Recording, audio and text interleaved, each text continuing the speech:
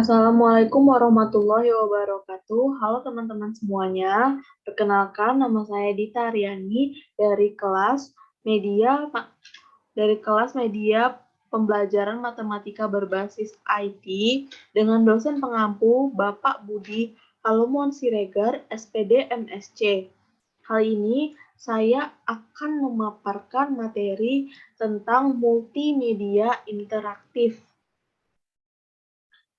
Multimedia terdiri dari dua kata, yaitu multi dan media. Multi berarti beberapa atau banyak, sedangkan media merupakan alat, sarana, atau tempat yang digunakan untuk menyampaikan informasi atau tools yang digunakan sebagai perantara dalam berkomunikasi. Dapat disimpulkan bahwa multimedia adalah media yang dikembangkan dari beberapa media digital yang memadukan antara teks, gambar, audio, animasi, video, dan hyperlink untuk menghasilkan suatu informasi. Selanjutnya akan dapat disimpan, diproses, dan disajikan setiap komponen teks, gambar, audio, animasi, video, dan hyperlink yang membangun suatu multimedia memiliki perannya masing-masing dan saling melengkapi. Yang pertama, teks. Teks pada bahan ajar interaktif diperlukan untuk mendeskripsikan informasi yang diperlukan untuk menyampaikan pesan-pesan tertentu. Yang kedua itu gambar. Gambar berfungsi sebagai pelengkap teks yang menyampaikan informasi sehingga dapat mudah untuk dipahami oleh pengguna.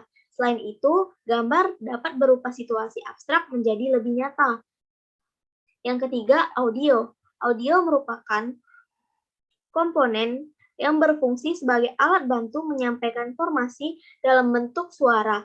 Penggunaan audio dapat dipadukan dengan teks dan gambar. Yang keempat adalah video atau animasi. Komponen ini berfungsi untuk mendeskripsikan materi yang bersifat proses, animasi-animasi, dan dapat membantu mengilustrasikan hal-hal abstrak menjadi lebih nyata. Misalnya, pemanfaatan animasi pada materi bangun ruang, rantai makanan, fotosintesis, dan lain-lain. Yang kelima itu adalah hyperlink. Pada dasarnya, hyperlink berfungsi sebagai tautan yang berisikan bagian dari bahan adalah multimedia pembelajaran interaktif itu sendiri. Menurut Kamus Besar Bahasa Indonesia, interaktif berarti saling melakukan aksi antara hubungan, saling aktif. Jika dikaitkan dengan teknologi komputer, maka interaktif adalah proses dialog antara komputer dan media, setidaknya terbagi atas dua kategori. Yang pertama itu multimedia linear, dan yang kedua itu multimedia interaktif. Multimedia linear merupakan jenis multimedia yang tidak dapat dikontrol, disimpan, dan disajikan oleh penggunanya. Multimedia ini berjalan dan berproses secara terurut, misalnya pada film dan pada televisi. Sedangkan multimedia interaktif itu sendiri adalah multimedia yang dapat dikontrol, disajikan, dan disimpan oleh penggunanya sendiri. Media ini dilengkapi oleh alat pengontrol sehingga dapat dioperasikan oleh penggunanya secara fleksibel. Misalnya multimedia pembelajaran interaktif pada aplikasi pembelajaran. Berdasarkan penjelasan yang saya jelaskan tadi, dapat ditarik kesimpulan bahwa multimedia interaktif adalah gabungan dari beberapa media digital yang dibangun dengan komponen teks, gambar, audio, animasi, video, dan hyperlink yang menghasilkan suatu pesan atau informasi. Pada media elektronik seperti smartphone, laptop, atau komputer yang memungkinkan penggunanya untuk melakukan aksi komunikasi dan navigasi. Interaktif di sini dimaksud dapat berupa yang pertama itu interaksi antara elemen-elemen yang membangun bahan ajar interaktif tersebut. Yang kedua, interaksi antara lingkungan yang ada di sekitar, baik di lingkungan virtual dan nyata. Misalnya informasi posisi lokasi yang ditangkap oleh media sensor retina mata sebagai pembuka kunci bahan ajar atau sensor wajah yang ketiga itu interaksi antara bahan interaktif dengan penggunanya, di mana para pengguna dapat berinteraksi dengan bahan ajar dan antar pengguna. Misalnya siswa dapat mengakses dan berkomunikasi dengan teman kelompok belajarnya untuk menyelesaikan penugasan melalui bahan ajar interaktif tersebut. Interaktivitas suatu multimedia didefinisikan sebagai tingkat Boltzkaya. Menurut Boltzkaya berpendapat bahwa terdapat 4 tingkat utama keterlibatan penggunaan media tersebut, yaitu yang pertama adalah level pasif. Pada level ini, penggunanya hanya bertindak sebagai penerima informasi. Yang kedua adalah level partisipasi terbatas. Pada level ini, siswa dapat melakukan respon sederhana pada saat menggunakan bahan ajar tersebut.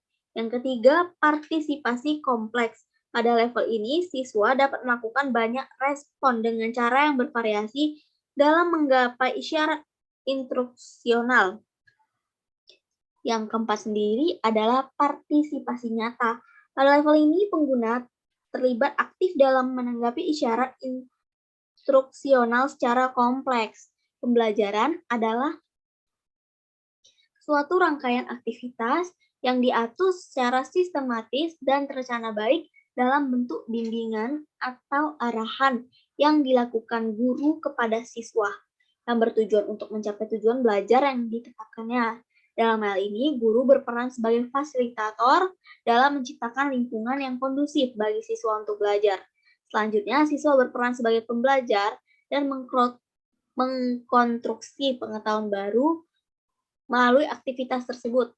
Selanjutnya dapat dipahami bahwa multimedia pembelajaran interaktif adalah suatu program dan aplikasi pembelajaran yang dikembangkan dan memadukan antara teks, gambar, video, animasi, dan lain dengan bantuan komputer itu sendiri, di mana pengguna dapat mengoperasikan dan berinteraksi dengan. Selanjutnya kita masuk kepada fase pengembangan media. Di sini kita akan berbicara tentang bagaimana sih perkembangan media itu sendiri. Dari sini pada awalnya itu seorang guru merupakan sumber utama yang digunakan dalam proses belajar. Belajar hanya mendengarkan dan mengingat apa yang disampaikan oleh guru. Selanjutnya pada tahun 1657, buku mulai digunakan sebagai sumber pelengkap untuk bahan ajar. Pada saat itu, para pendidik mulai menyadari akan pentingnya suatu media pembelajaran yang dapat digunakan sebagai alat bantu mengajar atau teaching aids, di mana alat bantu yang digunakan berupa gambar, model, objek, dan alat lain yang membantu siswa berpikir kontekstual sehingga mampu menyerap pesan yang disampaikan oleh guru. Pada pertengahan abad ke-20 itu sendiri, penggunaan media visual yang dipadukan dengan audio mulai berkembang. Hal ini yang menjadi cikal bakal berkembangnya media audiovisual pembelajaran. Perkembangan media audiovisual ini dialami oleh temuan Edgar Dale, yaitu tentang kerucut pengalaman Count of Experience, yang menyatakan bahwa 11 tingkat pengalaman belajar jika dilihat dari sudut pandangnya konkret menuju abstraksi, yaitu 1, yaitu pengalaman langsung, 2, observasi, 3, partisipasi, 4, demonstrasi, 5, wisata, 6, televisi, dan 7 itu film, dan terakhir 8, radio, 10 simbol, dan 11 verbal. Selanjutnya adalah teori tentang multimedia interaktif. Teori yang berkenaan tentang penggunaan bahan ajar interaktif menurut Bosworth dan Boltzkaya tahun 2015. Di antaranya adalah teori pembelajaran mandiri. Dalam teori ini menekankan kemandirian pembelajaran dan pengadopsian teknologi sebagai cara untuk mengimplementasikan kemandirian itu, sehingga pembelajaran dapat terjadi tanpa batasan waktu dan ruang. Teori jarak tanggapan atau Theory of Transactional Distance. Teori ini adalah Lanjutan dari teori pembelajaran mandiri. Teori jarak mengacu pada jarak kognitif antara pengajar dan pembelajar. Jarak adalah perpaduan antara psikologikal dan komunikasi.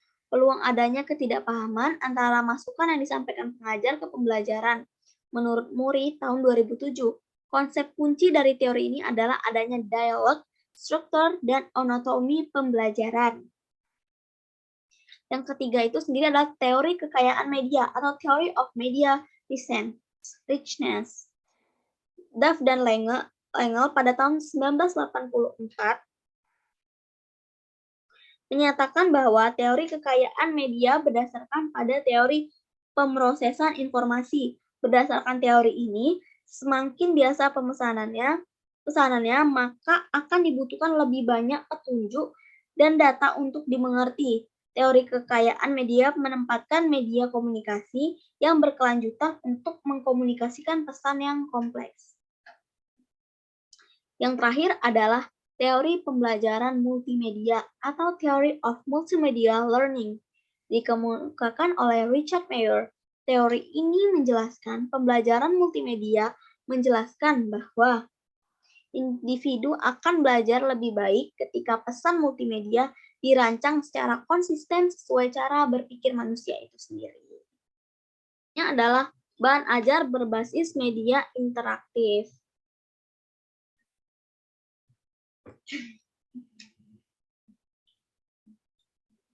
Bahan ajar merupakan suatu perangkat informasi atau alat baik berupa tulisan maupun buku, maupun bukan tulisan yang disusun secara sistematis dan berkonsep bekerja membantu proses belajar untuk mencapai tujuan pembelajaran itu sendiri.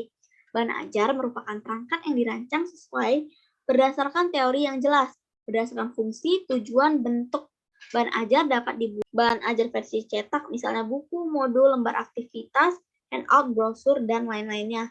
Yang kedua, bahan ajar versi audio, di mana bahan ajarnya hanya dapat didengar, misalnya radio, kaset, dan CD. Yang ketiga adalah bahan ajar audiovisual. Bahan ajar ini dapat didengar dan dilihat seperti video animasi dan lain-lain. Yang keempat itu adalah bahan ajar multimedia interaktif, di mana bahan ajar dirancang berbasis komputer seperti komputer asisten, instruction, dan bahan ajar berbasis web. Proses pengembangan bahan ajar perlu memperhatikan beberapa aspek. Di antaranya adalah yang pertama itu tujuan pembelajaran, di mana proses pengembangan harus mempertimbangkan capaian pembelajaran berupa peningkatan kompetensi, pengetahuan, sikap, dan keterampilan. Yang kedua itu kematangan kognitif siswa. Bahan ajar yang baik harus sesuai dengan tingkat kematangan kognitif peserta didik itu sendiri. Kenapa? Aspek kemampuan pemecahan masalah, berpikir kritis, kemampuan spasial, dan lain-lain. Yang ketiga adalah relevansi dan kebutuhan peserta didik. Hal ini berguna agar bahan ajar dapat digunakan sebagai instrumen yang membantu peningkatan kompetensi yang dibutuhkan oleh siswa itu sendiri.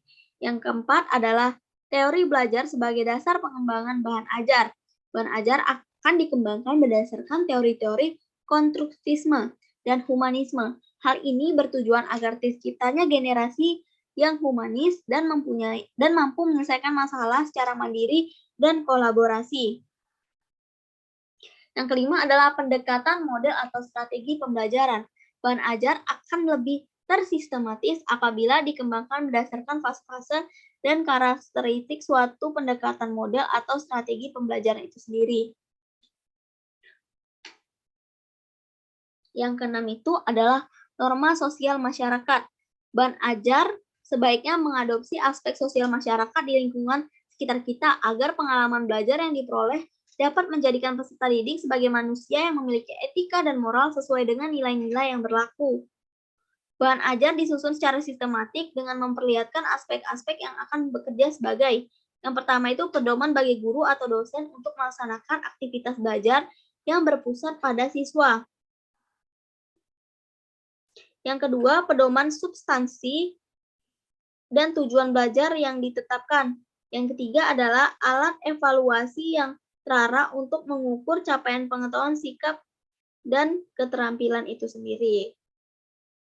Selanjutnya adalah keunggulan dan fungsi bahan ajar berbasis multimedia interaktif.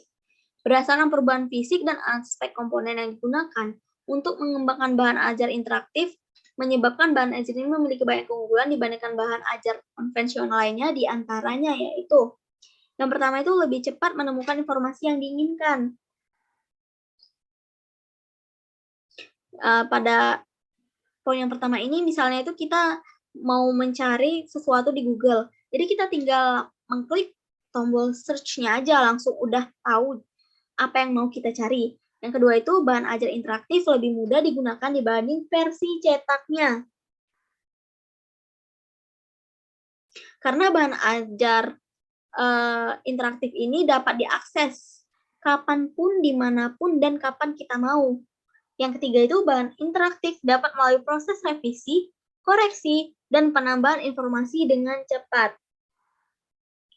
Yang keempat adalah bahan ajar interaktif dilengkapi komponen gambar, audio, video, animasi, dan hyperlink, sehingga lebih menarik dan lebih mudah untuk memahami apa yang mau dijelaskan. Yang kelima adalah bahan ajar interaktif mudah diperoleh dan disebarluaskan. Cukup dengan hyperlink, bahan ajar yang kita mau itu sudah dapat digunakan dan diperluaskan secara masif kemanapun. Yang keenam, bahan ajar interaktif dipenuhi informasi yang luas dan beragam. Karena dengan kita membuat tautan hyperlink pada buku, kita dapat memperoleh banyak referensi melalui tautan yang kita cari tadi. Yang ketujuh adalah dengan multimedia interaktif, proses belajar berubah menjadi interaktif. Berdasarkan keunggulan bahan ajar berbasis multimedia interaktif, maka multimedia interaktif ini memiliki beberapa fungsi, yaitu yang pertama itu sebagai salah satu alternatif bahan ajar yang dapat digunakan untuk menghadapi perubahan proses pembelajaran tatap muka. Misalnya bahan ajar ini sangat direkomendasikan untuk digunakan pada pandemi seperti ini ya. Jadi di pandemi seperti ini kita tuh biasa menggunakan Zoom untuk media pembelajaran kita. Ini termasuk dari penerapan media interaktif itu sendiri. Sebagai media, yang kedua itu sebagai media untuk berbagi informasi secara cepat dan massal. Bahan ajar berbasis multimedia interaktif sangat mudah disebarluaskan. Hanya dengan membagikan hyperlink, kita udah dapat mengakses apa yang kita mau itu secara massal. Yang ketiga itu bagi guru dan dosen, bahan ajar berbasis multimedia interaktif ini dapat bekerja sebagai pedoman untuk mengarahkan semua aktivitas dalam proses pembelajaran sekaligus sebagai substansi kompetensi yang diajarkan kepada pembelajar. Yang keempat itu bagi siswa dan mahasiswa ini berguna sebagai pedoman untuk mengarahkan semua aktivitas dan proses pembelajaran sekaligus merupakan substansi kompetensi yang seharusnya dipelajari dan dikuasai. Yang kelima sendiri itu dapat meningkatkan kemandirian belajar siswa. Di sini mereka tuh akan terbiasa mencari informasi baru dan memecahkan masalah itu dengan sendirinya. Yang keenam, sebagai media yang dapat membantu untuk memvisualisasi materi yang abstrak, misalnya visualisasi bangun ruang. Baiklah, cukup sekian materi yang dapat saya sampaikan. Semoga kawan-kawan sekalian mengerti apa yang tadi saya jelaskan ke kawan-kawan semuanya. Terima kasih teman-teman semuanya. Assalamualaikum warahmatullahi wabarakatuh.